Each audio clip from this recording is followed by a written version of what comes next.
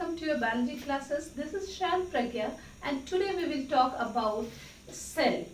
So cell, I think about cell you all are familiar, and we are studying about cell from class 4 onwards. But from class 4 onwards, first easier, then easier definition we are studying. Now we will study something different about the structure of cell, function of cell.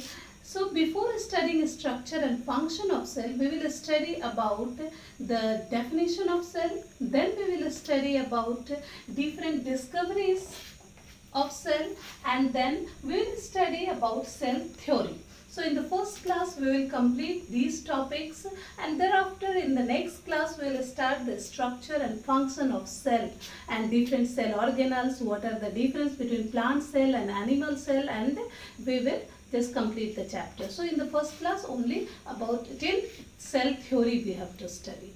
So before starting cell, I just want to define cell. What is cell? So cell, सबसे पहले तो हम लोग बात करेंगे कि cell है क्या.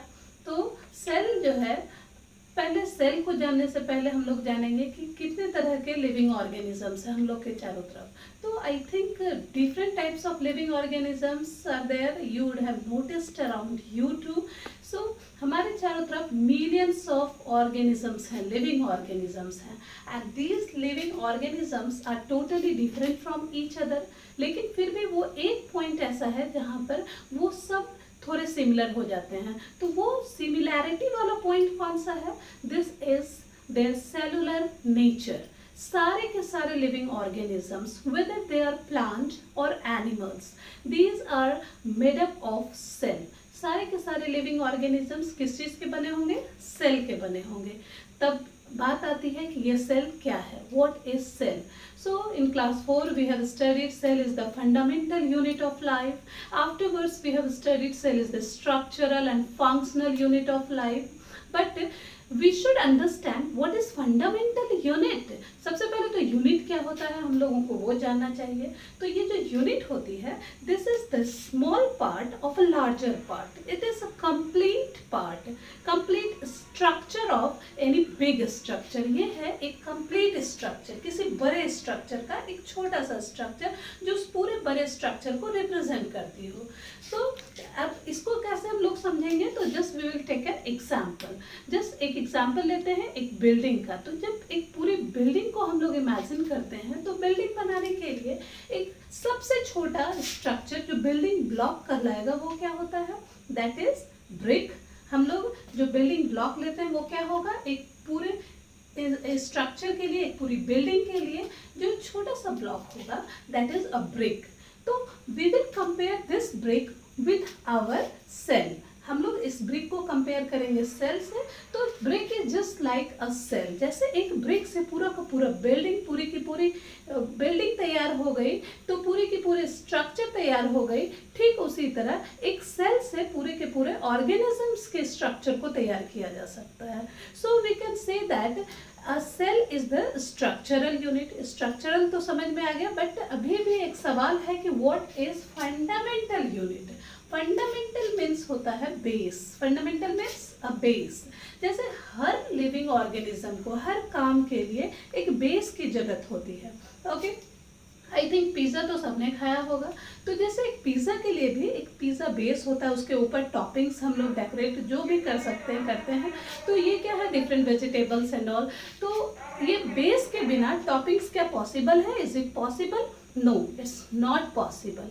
Just like that, if we talk about human beings are walking on some structure ना, किसी बेस के ऊपर वॉक करते हैं या डिफरेंट लाइफ प्रोसेसेस को जो शो करते हैं, तो उसके लिए उनको एक प्लेटफॉर्म चाहिए, एक बेस चाहिए. So this is known as fundamental. So fundamental is just like a base. ये एक बेस हो गया. अब फंडामेंटल यूनिट क्या हो गया? तो फंडामेंटल यूनिट एक वो बेसिक स्ट्रक्चर है जिसके ऊपर कुछ भी किया जा सकता है, या कोई स्ट्रक्चर हम बना सकते हैं, कोई फंक्शन को परफॉर्म कर सकते हैं. सो दिस इज फंडामेंटल यूनिट. तो सेल वही फंडामेंटल यूनिट है जिसमें सारे के सारे लाइफ प्रोसेसेस को परफॉर्म किया जाता है. तो that's why it is known as fundamental unit. अब 2 पॉइंट तो क्लियर हो गए कि cell is the fundamental unit, cell is the structural unit. Now the next is cell is the functional unit of life. तो ये functional unit कैसे है? तो एक सेल अगर बात करेंगे हम लोग, तो एक सेल वो सारे लाइफ प्रोसेसेस को शो करती है जो जीवित रहने के लिए एक जिंदा व्यक्ति या फिर एक लिविंग ऑर्गेनिजम्स परफॉर्म करते हैं. तो लिविंग ऑर्गेनिज्म के द्वारा परफॉर्म किए गए सारे लाइफ प्रोसेसेस एक सेल करेगा, चाहे वो ब्रीदिंग, रेस्पिरेशन, डाइजेशन या फिर एक्सक्रीशन की बात ही क्यों ना हो. तो सारे life processes are done by a structure, so it is known as functional unit because it is showing all the functions. Okay, तो अब ये सारे points clear होते हैं, fundamental unit, structural unit and functional unit. So now we can define it is a fundamental, structural and functional unit of life. Life means living organisms. Now we are talking about living organisms. क्योंकि living organisms के body ही जो बने होते हैं वो cell के बने होते हैं. So we are studying about living organisms and their structural unit. Now the next point is it is considered as smallest part of the body capable of independent existence. ये जो इंडिपेंडेंट एग्जिस्टेंस है इसका मतलब क्या है? What is the meaning of independent existence? Means a cell can exist independently. इसके existence के लिए किसी की जरूरत नहीं है क्योंकि ये सारे लाइफ प्रोसेसेस खुद परफॉर्म कर रहा है. तो ये सेल जो है सबसे स्मॉलेस्ट यूनिट है. This is the smallest part of the body. ये हमारी बॉडी का सबसे स्मॉलेस्ट पार्ट है. Now next is this microscopic units are also considered as building blocks. Why it is known as building blocks? क्योंकि ये हमारी body को बनाती है, तो बिल्ड करती है. That's why it is known as building blocks of the body.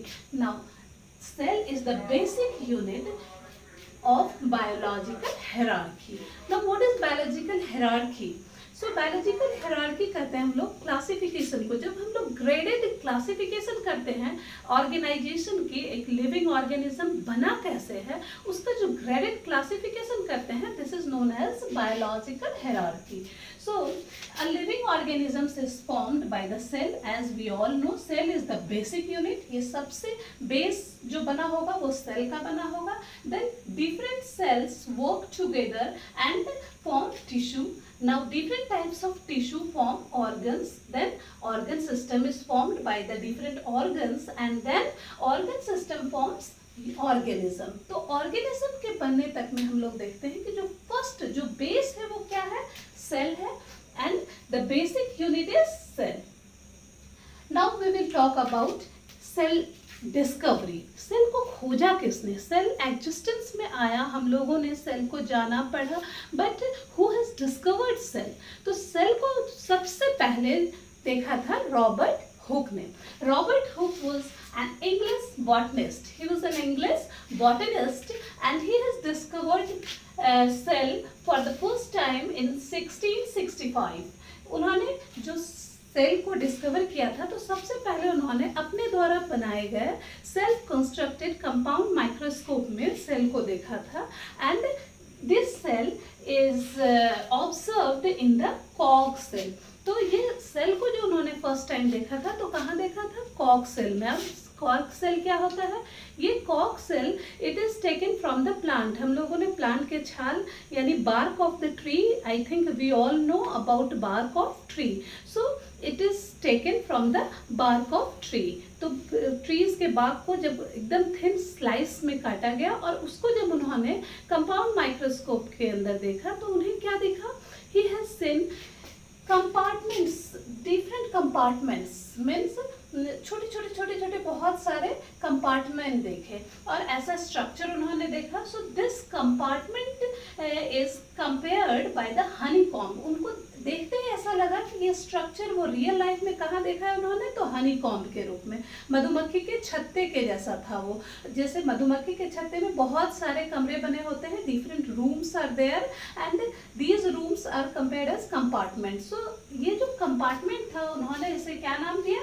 उन्होंने उन्होंने इसे नाम दिया cell. So he named the compartment as cell. And this cell term, ये सेल वर्ड आया कहाँ से उनके दिमाग में? तो this cell word is derived from a Latin word cella. Cella means होता है empty space, hollow space. Okay, तो वो उन्होंने सिर्फ हॉलो स्पेस देखा था और एक बाउंड्री देखी थी चारों तरफ, तो उन्होंने इसको सेल नाम दिया था. But it was a dead cell. Just remember it was a dead cell. हमें क्या याद रखना है कि रॉबर्ट हुक ने जिस सेल को देखा था वो डेड सेल था. Now some other discoveries we will see. Robert Hooke के बाद आए एविल ल्यूएनहॉक इन 1664. उन्होंने क्या ऑब्जर्व किया? उन्होंने देखा लिविंग सेल. रॉबर्ट हुक ने देखा था dead cell, but after Robert Hooke, एविल Leeuwenhoek in 1674 he has observed a living cell under microscope and he named the organisms as animalcules. He just observed bacteria like organisms and he named as animalcules. उन्होंने उसे cell नाम नहीं दिया था, उन्होंने बस animalcules कहा था. एंड ल्यूएनहॉक के बाद आए Robert brown in 1831. He discovered nucleus की डिस्कवरी होने के बाद सेल में ऐसा पाया गया कि सेल एक राउंडेड स्ट्रक्चर है, उसके अंदर एक बीचों बीच एक डेंस स्ट्रक्चर पाया जाता है जिसे उन्होंने न्यूक्लियस का नाम दिया. अब न्यूक्लियस के बाद आए पुरकिंजे 1839. उन्होंने प्रोटोप्लाज्म डिस्कवर किया. Now what is protoplasm? I will discuss the chapter. तो protoplasm is the living part of the cell. तो protoplasm was discovered by Purkinje. P for Purkinje, P for protoplasm. ये आप लोगों को याद रखने में ये ट्रिक आसान होगी. Now cell theory, we will discuss about cell theory. अब सेल पर तो लगातार साइंटिस्ट काम कर रहे थे और लगातार काम करने के दौरान इन 1838 में क्या हुआ कि स्लीडन नाम के एक जर्मन बॉटनिस्ट थे. उन्होंने क्या देखा कि all the plants are made up of cell. And just after 1 year Schwann नाम के एक जर्मन जूलॉजिस्ट थे जिन्होंने 1839 में पाया कि all the living organisms means all the animals are made up of cell. तो दोनों अलग अलग साइंटिस्ट, उन दोनों का अलग अलग काम था. 1838 में स्लाइडन ने क्या पाया था कि all the plant body is made up of cell. And in 1839 Schwann just discovered that all the animal body is made up of cell. So उन दोनों की थ्योरी को क्या किया गया, एक करके, क्योंकि दोनों एकदम बराबर ही बता रहे थे. कोई बता रहे थे कि प्लांट में और स्वान बता रहे थे कि एनिमल्स में बॉडी जो है, लिविंग ऑर्गेनिजम्स की बॉडी जो है बनी होती है सेल की, वो बताए थे प्लांट में होती है. तो इसलिए दोनों को मिलाकर एक किया गया और उन्होंने क्या कहा, cell all living organisms are composed of one or more cells. All living organisms are composed of one or more cells. So that means unicellular, they may be unicellular or multicellular. अब cell is the structural and functional unit of all living organisms. This we have discussed earlier. But इसके कुछ ही दिनों के बाद in 1858 Rudolf वर्काउ जो आए, वो एक जर्मन पैथोलॉजिस्ट थे. He has just expanded the cell theory. उन्होंने क्या कहा कि new cells arise from the pre existing cell. A new cell arise from a pre existing cell. हर सेल का जन्म एक प्री एग्जिस्टिंग सेल से होता है. जैसे हम लोग सभी जानते हैं कि हर सेल का जन्म कहाँ से होता है, एक सेल जायगोट से होता है. ये जायगोट, अगर हम इसको इस तरह से समझें कि जैसे कोई सीड है, सीड से हम लोग सीड से नए पौधे पा लेते हैं. तो ये जो सीड से नए पौधे का पाना होता है, तो ये जो नए पौधे आए किससे आए, सीड से आए. सीड किससे आए, तो एक पहले जो प्री एग्जिस्टिंग प्लांट था उससे आया. तो इस तरह से हम लोग समझ सकते हैं कि every cell develops from a pre existing cell. Now, as I told you, cell is a microscopic unit. Now, what is microscopic unit? As we know cell is the smallest unit and we cannot observe cell with our naked eye. So we need some microscopic aid to observe the cell with our eyes. तो हम लोगों को cell को देखने के लिए कुछ equipment की जरूरत होती है जिसे हम लोग कहते हैं microscope. Microscope is the equipment that helps us to observe cell okay clearly और इन द एक्सपेंडेड व्यू. तो हम लोगों को सेल को ऑब्जर्व करने के लिए एक माइक्रोस्कोप की जरूरत होगी. अब typically 3 types of microscope are used by a scientist. The first one is simple microscope. Simple microscope, as the name is suggesting, it's very simple in structure. It is using only one biconvex lens. Simple microscope में केवल एक बाइकन्वेक्स lens का use होगा. जबकि अगर हम लोग बात करें कंपाउंड माइक्रोस्कोप की, तो compound microscope is also known as light microscope. ऐसा क्यों होता है? Because in compound microscope we use light to illuminate the object. Object को देखने के लिए हम लोग जो visible lights का यूज करते हैं, इसलिए इसे लाइट माइक्रोस्कोप भी कहा जाता है. Now in a compound microscope we use 2 convex lens instead of one as we have used in simple microscope. तो कंपाउंड माइक्रोस्कोप में क्या यूज करते हैं? 2 लेंस यूज करते हैं. एक ऑब्जेक्टिव लेंस जो ऑब्जेक्ट के नजदीक रहेगा and another one is eyepiece that is lying near our eyes, जो हमारे आईज के पास रहेगा. So with the help of these 2 lens we observe the object and with the help of compound microscope we observe any object 1500 times larger और magnified view. इसका मतलब है कि कंपाउंड माइक्रोस्कोप से हम लोग कितने गुना ज़्यादा देख सकते हैं, उसके स्ट्रक्चर को बड़ा करके या मैग्नीफाई करके वो देख सकते हैं हम लोग 1500 गुने ज़्यादा बड़े व्यू को हम लोग पा सकते हैं. Whereas by using simple microscope we can magnify any object only 10 times. बस 10 गुना बड़ा देख सकते हैं with the help of simple microscope. And with the help of compound microscope we magnify 1500 times. Now we will talk about electron microscope.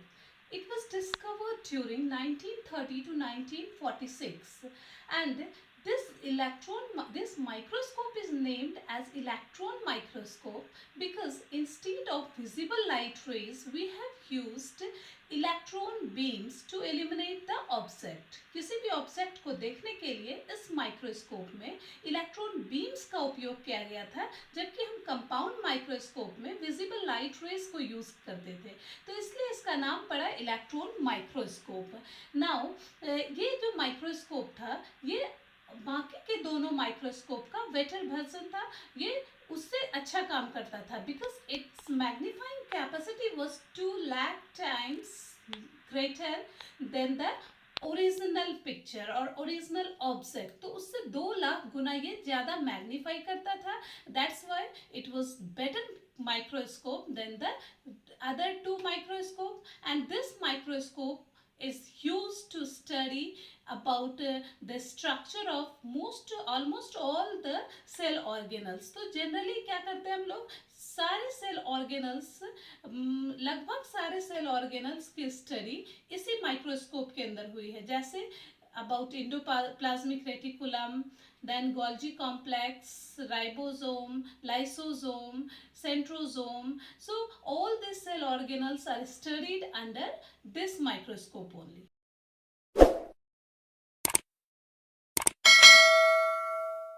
Thank you for watching the video. Stay safe and healthy.